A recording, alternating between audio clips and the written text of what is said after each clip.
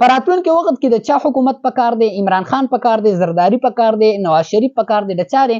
تاسو مونږ ته کمنټس کې ووایئ. هر یو حکومت چې راځي صحت کارت لنګرخاني کم چې د احساس لنګرخانه په نوم باندې چې کم دی هغه د قوم د پاره منتخب کړي وي هغه به نشي بندولې، دا دې نه بندیږي. عمران خان په خپل دور حکومت کې سکارونه داسې کړي دي چې د هغې په وجه باندې د هر غریب سړي زړه چې کم دی هغه ګټلی دی. تاسو ته پته شته عمران خان په خپل دور حکومت کې سکارونه داسې کړي دي چې د هغې په وجه باندې د هر غریب په زړه باندې دا خبره راتلی چې عمران خان زنده باد. تاسو وکتل چې په دوتای اکثریت سره چې کم دی عمران خان چې کم دی د هغه کم کسان ودرېدلي وو هغوی چې کم دی کامیاب شول، عوام ورله اوټ ورکړو. صحیح ده، عوام چې کم دی هغوی مجبور وو په دې خبره باندې. څه خبرې چې کم دی هغه داسې مخې ته راغلي وي چې د هغې په وجه باندې د عمران خان سره د خلکو همدردي پیدا شوه.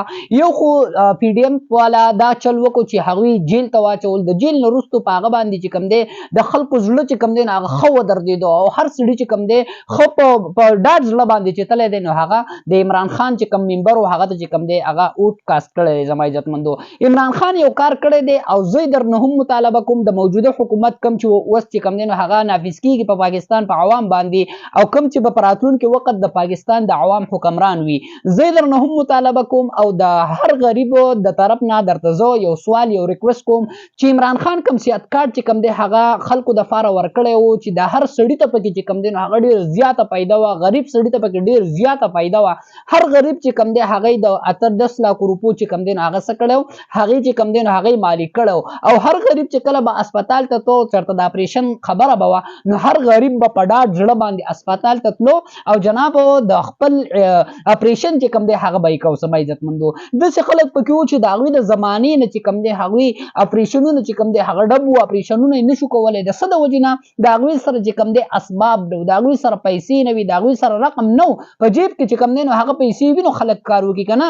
نو هر یو سړی چې کم دی هغه عمران خان چې کم دی دا یو کار د ستاینې وکړو چې هر یو سړی د 18 لکو روپو هغه مالک کو.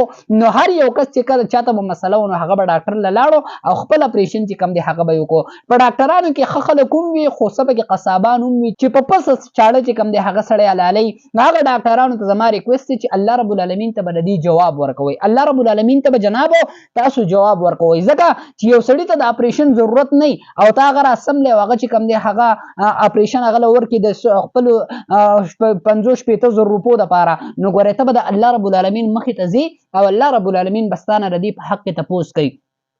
نو جناب خبره مې دا کوله چې عمران خان یو څو کارونه داسې کړي دي چې هغه د ستاینې دي او هر غریب چې کم دی د هغه پکې خیر دی. هغه یو څه دی صحت کارت واخله چې په دې کې د هر غریب فایده ده. نو صحت کارت به چې کم دی هر یو حکومت راځي که هغه د پیپلو راځي که د مسلم لیگ راځي که د پی ټي آی راځي که هر یو راځي زه هغه نه وایم. په راتلونکي وخت کې د چا حکومت پکار دی؟ عمران خان پکار دی، زرداری پکار دی، نواز شریف پکار دی؟ د چا دی؟ تاسو مونږ ته کمنټس کې ووایئ. خو زما عزتمندو هر یو حکومت چې راځي صحت کارت لنګرخاني کم چې د احساس لنګرخانه په نوم باندې چې کم دی هغه د قوم دپاره منتخب کړي وي هغه به نشي بندولی، دا دې نه بندیږي. اوس خو صحت کارت چونکې بند دی خو په راتلونکي حکومت کې د هر عوام دا مطالبه ده چې هغوی صحت کارت دی هغوی ته ورکړلی شي. صحت کارت دی نه د هغې پیسې دې هم کمې نه کړلی شي بلکې د هغې پیسې که زیاتېږي نو زیاتې دي خو صحت کارت دی د غریب عوام نه وانخیستلی شي. دا د هر یو غریب یو مطالبه ده او اوس صحت کارت چونکې بند دی نو ما داسې خلک ولیدل چې هغوی ډېر زیات مجبوره دي